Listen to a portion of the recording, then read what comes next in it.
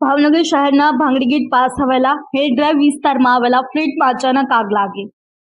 આ ઘટનાની વાત કરીએ તો એસીના આઉટડોર યુનિટમાં શોર્ટ સર્કિટ થતા આગ લાગી હતી। આગ ઝડપથી ફેલાઈ અને ફ્લેટના 3 માળ સુધી પહોંચી ગઈ। સ્થાનિક લોકોએ ઘટનાની જાણ કરતા ફાયર બ્રિગેડનો કાફલો ઘટનાસ્થળે પહોંચ્યો, પરંતુ આગને નિયંત્રણમાં લેવામાં તેઓ નિષ્ફળ રહ્યા હોય તેવું લાગ્યું। આ ફ્લેટમાં ફાયર સલામતીની તમામ સુવિધાઓ હોવા છતાં પણ આગ ફેલાઈ અને 3 માળને નુકસાન પહોંચાડ્યું।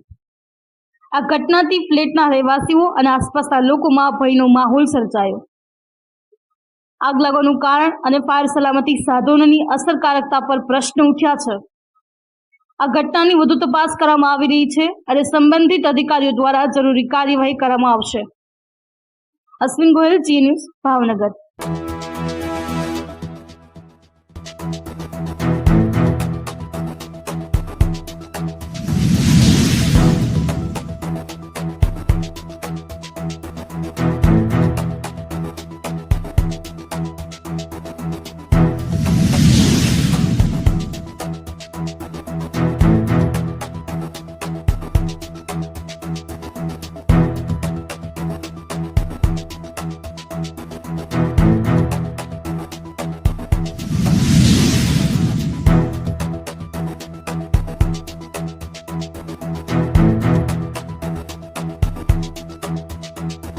અગિયારને 37 કલાકે ફાયર હેડક્વાર્ટર પર ફોન આવ્યો હતો કે તળાજા રોડ પર આવેલ પૃથ્વી વલ્લભ ફ્લેટમાં આગ લાગેલ છે। તુરંત ફાયર બ્રિગેડ સ્ટાફની 3 ટીમ રવાના કરેલ છે અને કામગીરી પૂર્ણ કરેલ છે।